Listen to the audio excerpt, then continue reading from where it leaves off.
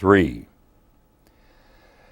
Dr. George Perkins is someone that we refer to in recovery as one of the old-timers.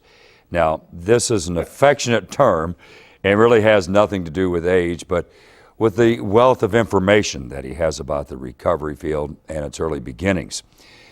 George is an engineer, inventor, businessman, social worker, government leader, mental health professional, interventionist, community activist, world traveler, and he's a man of deep faith and conviction. Now, on a serious note, I've been blessed to know George in my life now over the last 4 years. He's a humble man who enjoys life, but most of all, George enjoys helping other people. We've traveled together, and he's given me the opportunity to hear some wonderful stories, some stories that he's going to share with us today. One of the stories started in the mid-1970s. George Perkins got involved in the addiction field as the result of his wife, Helen. After an intervention, she entered treatment at St. Mary's in Minneapolis. According to George, this is a quote, "Now, when we did that intervention, I had 2 plane tickets for Minneapolis in my pocket. That's what really made a believer out of me."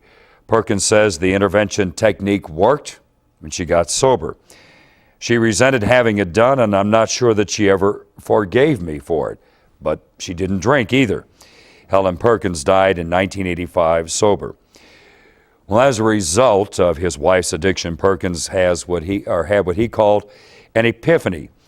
He would leave a high-paying position at Reynolds Aluminum to run a church children's home in Louisville. And then he received his master's in social work from the University of Louisville and later would be commissioner of the Kentucky Department of Child Welfare. Well, I know that George is an excellent listener, but today I'm going to be the one that has the chance to listen. So, George, when you confronted your wife for the first time, what were your thoughts? That was a long time ago, about somebody that had a problem with addiction. Well, I think the biggest thought was one of hope that something could be done about it. Of course, we were aware of the addiction for a long time before we were confronted, and it was a matter of hope that something could be done about it to save her life, in effect. A woman in recovery or facing addiction in that time, that was not something that was thought of very highly, or people even considered very much. It was mostly considered a man's disease then, wasn't it? Certainly so, yes. As a matter of fact, there were many predictions around that, well, there was one woman for every 10 men, something like that. Now we're coming to realize it's more a 1-to-1 ratio. But it's simply been far easier, it was far easier for females to cover up. You know, if you could get the kids off to school in the morning, you close the blinds and do whatever you wanted to all day long as you were able to get up and have some dinner in the evening. It was far easier for you to be a so-called closet alcoholic for a female than for a male. Now, this led to your thinking about the field of intervention. What did you know about intervention before that, and what was it like? And let's tag into that same one. Now we'll go back to that, about the special that ran in intervention. But how did intervention work then as compared to when you got in the field, and how it works today? Well, I think there was very little known about it. It would actually, the whole idea of intervention was developed by Vernon Johnson up at the Johnson Institute in Minneapolis. Vernon is a retired Episcopal priest, has retired now from the active alcohol field, but he was the one who, matter of fact, wrote the book, Intervention. And probably the biggest change that's come about since then has been getting away from the idea of a surprise. There's a lot of planning and so on without the alcoholic being involved in that planning. It was felt that a surprise was an essential part. And we now know it's not essential. It's probably actually better for the alcoholic to know that such planning is going on. And we've found that the intervention can be just as successful and perhaps even more so with including the alcoholic in the planning. Recently, a series ran on cable television, Intervention. I know you watched it. What were your thoughts on it? I didn't like the idea of it being on television. This is a very personal sort of arrangement, and for a person to realize that this is being broadcast across the country, I think is somehow or other demeaning, really. It should be kept more on a personal basis. Are you going to tell me how many years you've been involved in the field of recovery?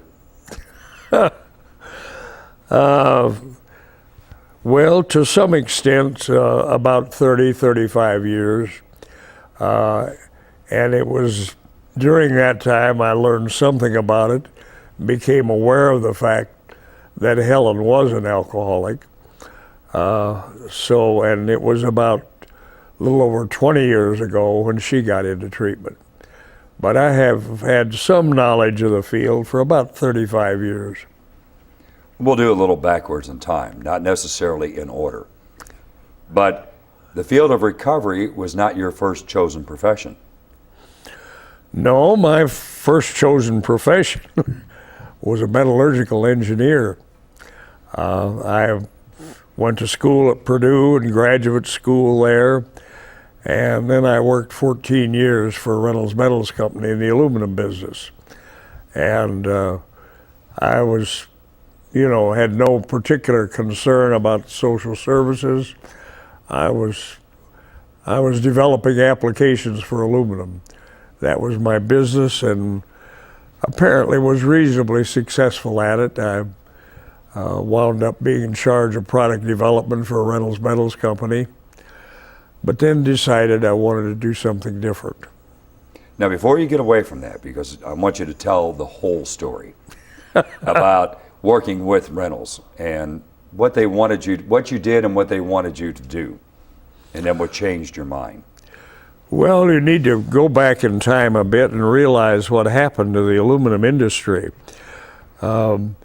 Prior to World War II, aluminum was a relatively rare metal. It was used for aluminum foil and very little else. And all of a sudden we came along in World War II and we needed a tremendous amount of aluminum in order to build airplanes. I still recall a story back then. There was a big meeting, and President Roosevelt asked the assembled group, how many airplanes can we build in this country? And the considered answer of all the engineers was 50,000. He says, we need to build 100,000. And we took off from there. Well, a tremendous aluminum industry was developed during World War II in order to meet that goal of 100,000 airplanes a year. And then the war was over. We needed a few airplanes, but nothing like that number. But what are you going to do with all the aluminum? Well, one answer provided by those who had been in the industry a long time said, well, we just shut them down. That's all. We just won't make it. That was not the philosophy of Reynolds Metals Company. You need to know the Reynolds family. They were all salesmen. They said, we'll sell the aluminum. So the question was where? And so it was up to Reynolds to find the uses. And I was employed really as one of the first engineers in their sales department to find uses for aluminum around. And my particular assignment was to work with General Electric Company. So I actually had a desk in the General Electric plant up in Schenectady, New York. Most people thought I was a GE employee, but I was really a Reynolds employee. And we worked on various developments there. But then that idea seemed to be working pretty well, so we developed an engineering, a technical branch within the sales division, and which throughout the whole country, we were working with companies to find logical uses for aluminum. And we've wound up, using all the aluminum that could be made, even without that airplane industry. And we use that in the kitchen. That's right. Now, that's right. A box of aluminum foil. Reynolds Wrap is one of the places that came to be there, and now it's unfortunate that because of the travesty of the times, Reynolds Metals Company eventually was bought out by Alcoa. So there is no Reynolds Metals Company anymore, but there is still Reynolds Wrap in the kitchen. And it kind of does us old Reynolds folks good to see Alcoa making Reynolds Wrap. Now, before we talk about the end of that company, the days of going to school and getting your degree, you went to Purdue, but I think what amazes me most the one time when you told me how much it cost you to go to Purdue. Now, you can tell the year if you want. I won't do it. You can tell the year. Well, that was a different age. Let's just say that simply my time at Purdue was during the Great Depression years. And the tuition at Purdue at that time was $30 a semester. Not an hour, but a semester. And if you made the dean's list, you didn't have to pay it the second semester. So matter of fact, I had been the recipient of a magnificent $30 scholarship from high school, which paid my tuition the first semester and the dean's list after that. So really, I went through Purdue without paying any tuition. But of course, those were the Depression years, and the dollar was of a different value at that time. I lived at a boarding house where the fee for, 20 meals a week in a room was $28 a month. And I had a job washing dishes and making beds and earned 18 of that. So it cost me $10 a month for room and board. Resourceful is what you're trying to say. Yeah, well, but actually the Depression years were a good time to be in school because the expenses were low, jobs were hard to find, so why not be in school? It was a good time to be there. And so I graduated in '37 and then went back for graduate work and wound up with a graduate degree in '40 and then went out and went to work. Now that degree was in? Metallurgical engineering. Okay, so that's what led to Reynolds. That's right. Now, you've come up with aluminum foil that we use every day in the kitchen. Obviously that helped the company pretty much survive. And they wanted you then to do what? Well, to set up an engineering department within sales so that we could make such development. Actually, I personally was not involved in the development of Reynolds Wrap, but I was with many other applications. But no one person got all of them. But we established what we called a technical service department for the company. And we had engineers located in all of the major cities of the country. And they obviously wanted to bump you up the ladder. Sure. Put you in the ivory tower. Well, so we became the director of that department. And I continued in that position until I left Reynolds in 1958, I guess, is when I parted company with Reynolds. And there's the story I'm getting to. How did you part company?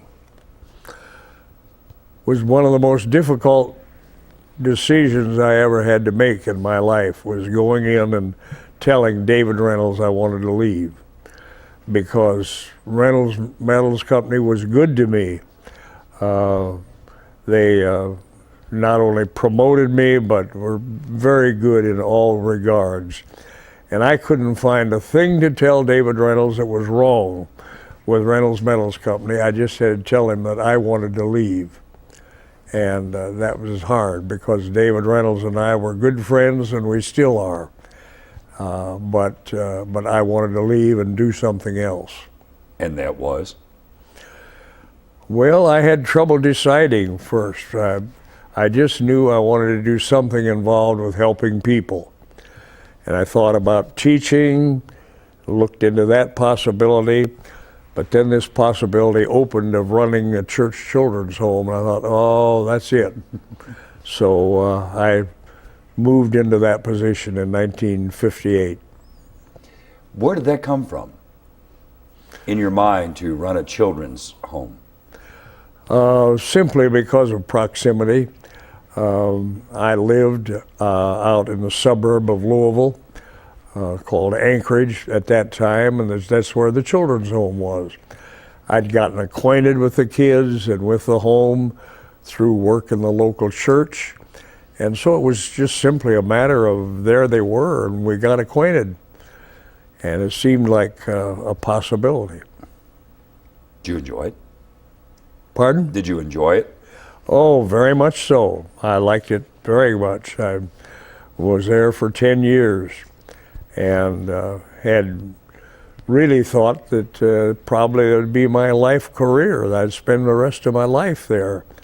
But then along came an opportunity to move out into state child welfare, of course a much broader scope involving a department with 1,000, 1,200 employees rather than, 10 or 12, and involved with all of the delinquent and dependent children in the state of Kentucky. And that was just too good an opportunity to turn down. That was under Governor Louis Nunn, right? Yes. And what was the commissioner of the Kentucky Department of Child Welfare? That was the name of the division then? Right.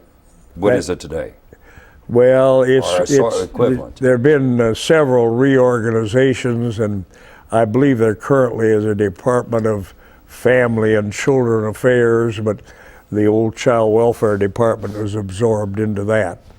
But we had, Kentucky at that time was one of the only couple states in the country that had a department specifically for child welfare.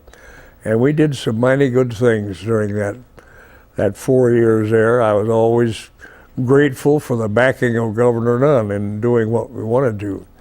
I was in a rather unusual position in that, as probably everyone knows, Governor Nunn was a Republican governor, and I was a registered Democrat, had been all my life. So I had the rather unusual situation of being a Democrat in a Republican cabinet.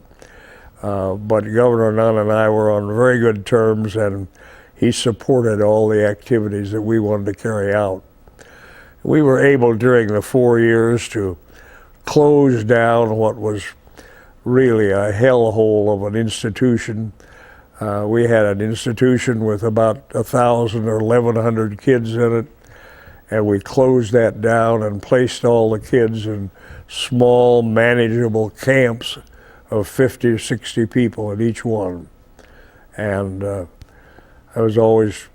we received some national kudos for that. Matter of fact, Kentucky at that time was ranked as the #2 children's program in the country. What's the most important thing you learned about working with children when you were working at doing the children's home?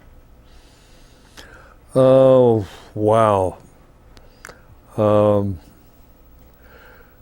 Was that children, by and large, are the product of where they come from.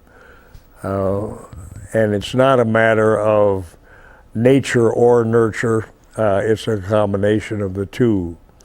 And frankly, when we learned what some children went through in their early years, it was always amazing to me that they survived. not that they got into the trouble they did, but that they survived and were able to carry on. And I'm still in touch with a lot of the kids I dealt with during that time. Let's go back a little bit somewhere in time, because I don't know where it comes in. Let's talk about the early involvement with the Johnson Institute in Washington. And because you mentioned the Johnson Institute earlier, is that the same one? Oh, yes. Okay. Yeah, well, I had not met Vernon Johnson at that time, but I became fascinated with the work of the Johnson Institute and the writings of Vernon Johnson, one of which was a book called I'll Quit Tomorrow, and then there was a book, simple title of Intervention, and so I read and became familiar with the work of the Johnson Institute long before I ever met Vernon Johnson. But certainly the Johnson Institute was regarded as one of the leading research organizations in the country, and it still is.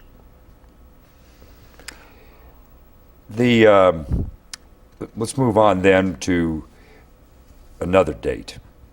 You got more involved in intervention and had your own organization set up to do interventions. Yeah, we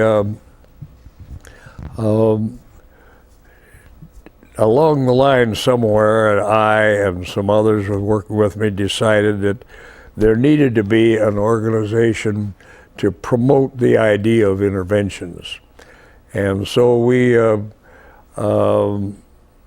established, incorporated what we call the Intervention Resource Center, which was a not-for-profit organization whose purpose was to advocate and develop more interest in the idea of intervention.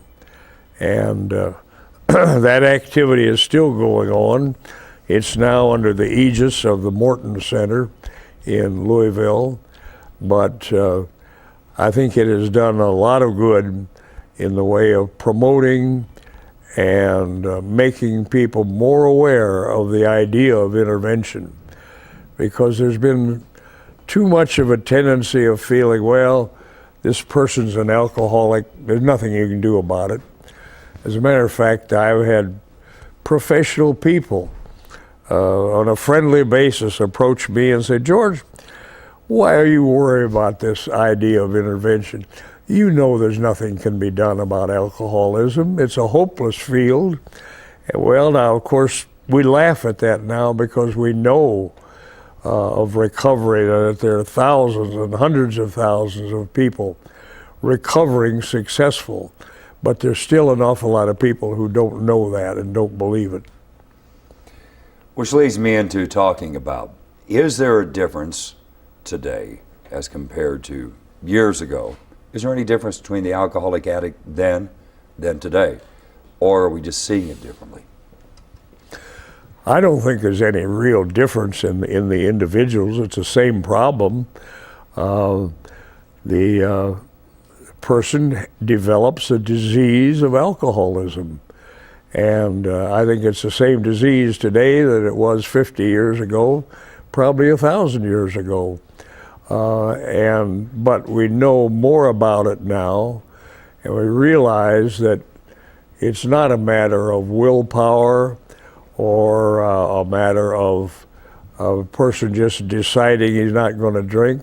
The person has a disease. And we need to think of it in those terms and not in terms of a moral stigma. I often think in this regard that it's going to take a while, but there was a time when another disease I can think of had that moral stigma. I grew up in a little country town where one of my favorite ladies in town, it was a favorite because I could always depend on bumming a few cookies from her. And all of a sudden she wasn't there.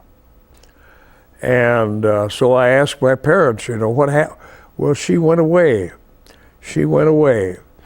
And as long as I was a child, I could never hear anything from my mother or father except my favorite lady went away. It wasn't until I was an adult, my father had died, and I thought about it and asked my mother one day, I said, well, whatever happened to Mrs. So-and-so up there? I said, all you would ever tell me was she went, oh, she said, she went to a tuberculosis sanatorium. But we couldn't tell you that your favorite lady had tuberculosis, because that was a moral stigma in those days. Now we laugh at that today and say we know tuberculosis is a disease. It's not a matter of a moral stigma, but back in the time when I was a child, it was. It was a moral problem, and a person, all they had to do was exercise more willpower and they wouldn't get it. Well, I've asked a lot of people who have that, did you ever try treating diarrhea with willpower? And I've never found anyone who had much success at it. So it is, willpower doesn't cure a disease any more than, whether that's alcoholism or tuberculosis or whatever it is. But we still today have that lingering feeling that it's a sort of a weakness on the part of a person. Why didn't he just quit drinking? A lot of stigma and discrimination still associated with the disease of addiction. Very definitely. There's an organization in Louisville, Kentucky called the Healing Place. It's a homeless shelter, a recovery program, sobering up center. You've been involved with the Healing Place for quite some time. How'd you get involved with them? Well, I along the way had become extremely interested in the whole idea of alcohol and drug addiction, particularly through involvement in what we call employee assistance programs. And so I was familiar actually with what is now the Healing Place, back when it was Father Morgan's soup kitchen. And I knew Father Morgan quite well, and so was very interested when it was taken over by the Jefferson County Medical Society, and particularly Dr. Ward and some others, and was made into a real recovery center. It's an outstanding example of what can be done and is being done. I mean, it's helping hundreds of people there every day. Jay Davidson, who is the director, early on set up an advisory group. I was a member of that, and have been unofficially just interested in helping out and doing whatever I can to further the work of the Healing Place. Let's talk about the recovery movement and how it's different today. There's a lot of change. It's sort of the buzzword right now, the recovery movement. For so long, the stigma and discrimination kept many from talking about their disease because of some things about anonymity. But that's changing today. What do you think brought about the change, and do you think it's a good change? Yeah, I think it's a gradual, it's not a overnight cataclysmic change. It's, I think the whole idea of anonymity, which of course has been promoted by Alcoholics Anonymous, has some merit, but on the other hand, I think it's been overextended and carried too far, with people saying, you know, I can't talk about it at all. Well, what if my understanding, and I've been quite a member of Al-Anon for some time, although not a member of Alcoholics Anonymous. But I think that the anonymity idea has allowed a lot of people to die that wouldn't have needed to have died, because it's quite all right, as I understand it, to talk about it as long as we don't involve the name of Alcoholics Anonymous. So, but it's been a sort of a gradual realizing on the part of more and more people that there's nothing wrong with my admitting that I am an alcoholic. It's just don't involve Alcoholics Anonymous in it. You've also been involved with Faces and Voices of Recovery, a national movement. How do you see the national movement going now? Oh, I think it's gaining strength all the time. My first experience of that was about, I've forgotten now, 4 or 5 years ago when there was a big meeting up in St. Paul, Minnesota. There must have been a couple hundred of us there, and in which the whole idea of a national organization to be advocates for recovery was generated. The name Faces and Voices of Recovery hadn't even been invented at that point, but that came along eventually, and I'm just delighted to see it and see it filtering down so that there are state and local organizations, such as we have in Kentucky, the PAR organization, People Advocating Recovery. In Louisville, we have AIRAC, that's the Addiction Recovery Advocates of Kentuckiana, and all of these organizations are bringing the whole idea of recovery out more and more in the open and saying it is something we can talk about. Why do we need to talk about it? What is it we need to do?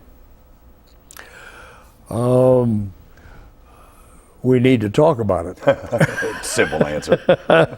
And to help people more and more realize that it is a disease, there's nothing to be ashamed of about it, and that it is possible to obtain recovery, and that there are hundreds of thousands of people who are in successful recovery.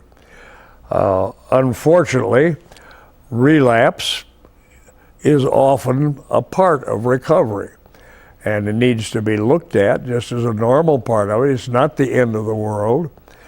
People who, let's say, have diabetes, every once in a while just say, oh, I've just got to have that chocolate cake. They'll have it, and so they have a diabetic shock, and they have relapsed in effect. But they get back on and go back on their diet again, and we don't think that their cure failed. It simply was relapse, a normal part of it. And that's a normal part of recovery from alcoholism, is an occasional relapse. And we shouldn't, so frequently we have thought, oh, well, he took another drink, it's all over now, he's through. No, it's not necessarily so. Let's do a few personal things. Now, are you going to tell me what year you were born? 1917. Okay, I was close. I thought it was 18. No. What are some of your hobbies? What does George like to do when we're not working in the field of recovery? I guess probably reading and study. I've always said I think that my basic nature more than anything else is a student. I love to learn. And I've been at it all my life, and I guess will be at it as long as I'm able to read. And like I just went to a wonderful lecture last evening by a Jewish rabbi when I went to learn what he had to tell. So without any question, that's my favorite hobby, is reading. I'm not particularly good at any sports. I've played around and played at tennis until got to the point where my son could beat me, so I quit after that. But I guess travel. I love to go around and see new places, meet new people. But those are my primary hobbies. Tell me, who are some of the most influential people in your life? Most influential people. Well, I think my father was very influential, and unfortunately he died when I was 11 years old, but in those first 11 years, he had a great influence on my life. Had a great sense of humor, but also he lived by some very strict value codes. He was not a church member, not a religious person, but he had some very sincere values. I would say probably the next important fellow was a guy by the name of Fred Smith, whom I met when I was in high school. And the night I met him, I decided I didn't want to be a farmer. I was going to be a metallurgist, because that was his vocation. And somehow or other, about him just really appealed to me. And he was the man who caused me to think I was going to become a metallurgical engineer, which I followed. A couple of my professors, teachers in high school and college,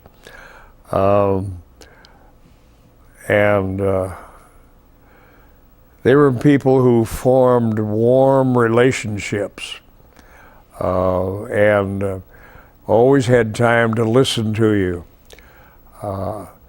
I really became convinced that it's relationships that change people. And that's what we need to get into when we're talking about helping a person with recovery. I've always liked the statement I heard someplace that said, people don't care what you know until they know that you care. And I've come more and more to believe that until a person believes you really are interested in him as a person or her as a person. They don't much care how many degrees you have or any such things. But once they're convinced that you care about them as a person, then they'll listen to whatever knowledge you have. Tell me your thoughts on listening. Do we listen to each other enough? No, generally not, because most of the time we're so full of what I have to tell you that I can't be bothered with listening to what you have to tell me. And but I, for a number of years, taught a course in communication out at the University of Louisville. And one of the, I always felt was the most valuable part of it was I would address the class and say, now really, you know, we're all involved with words. And there's only really 4 things you can do with them. You can write them, or you can read them. You can speak them, or you can listen to them. Now, I said, I would imagine that most of you in this class, you've been to classes to learn reading. You probably were in some classes where you were taught writing. Some of you probably had a public speaking class, but I'd be willing to bet that there's no one in this class who's ever been to a class in listening. So I said, that's what we're going to do the next 2 or 3 times, is listen. And we did that, I think the classes always said it was the most valuable part of the whole course. And I had an exercise I put people through. I would team up people who I knew were extremely opposed in their viewpoints. Pick out some subjects like abortion or gun control or whatever, where you knew there were going to be widely divergent opinions. Put them together and say, now I want each of you to try to convince the other of your viewpoint. But the rules of the game, and we put an observer with each pair and say, you people, you A's, start speaking. And when you get tired and it's time for you to stop, then the B can speak. But he can't speak until he says he's heard what you have to say. He's got to nod his head in agreement. Yeah, I hear what you're saying. And people found that the general reaction of people was that, well, I still don't agree with him, but I understand how he feels, why he feels the way he does. And that was the most helpful exercise, because you were forced to listen to the other person. And but generally, most of us, most of the time, are not very good listeners. Because I've got to convince you of my viewpoints, so I have to talk in order to do that. But I never do learn what your viewpoints are. And some researchers say that our communication is about 7% verbal and 93% body language. So you only have 7% to work with. And so the listening has got to be somewhere below 1% maybe? I don't know. Probably so, yeah. And the thing of it is that the body language, it's very difficult to lie with body language. It's not too difficult to learn to lie with words, really. But our facial expressions, our movements, very commonly give us away of what we really think, rather than, our words. Are there any stories you haven't told me that you'd like to tell me? Or that you wouldn't like to tell me? Tell me anyway. Well, obviously, I'm not going to tell you the latter ones. But I think an important part of my life was obviously the decision to leave Reynolds Metals Company in the metallurgical field and go into the social services. And that came about as a result of a very specific experience, which I have remembered and will always remember. Because my work at Reynolds was progressing very satisfactorily. We'd been successful in developing new uses of aluminum. But one morning, after we had just concluded a very successful venture, I went back and sat down at my desk and really sort of gloating over success, and these words literally went through my mind. Said, "George, so you make the whole damn world out of aluminum, what difference would it make?" And I thought, "Oh, wait a minute. You mean if I were 100% successful in this work that I'm doing, it really wouldn't make any difference in the world?"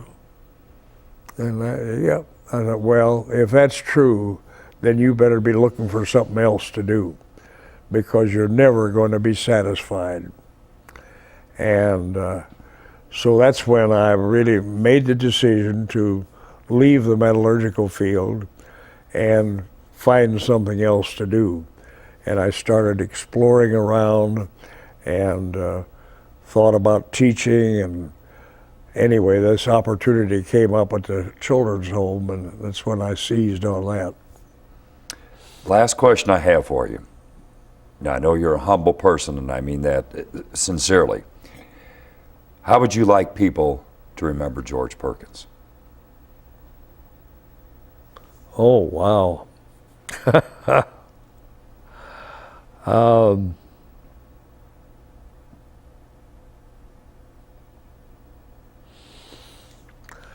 I guess probably, and maybe if you give me time, I could revise it and improve on it a bit. But I would say if I could remember that he cared about people and did what he could to help them. And that is you, and that's what you do. George, thanks for sharing some time with us. Thank you. It's been a pleasure to be with you, Mike. Okay. Thank you all. Okay. Yep.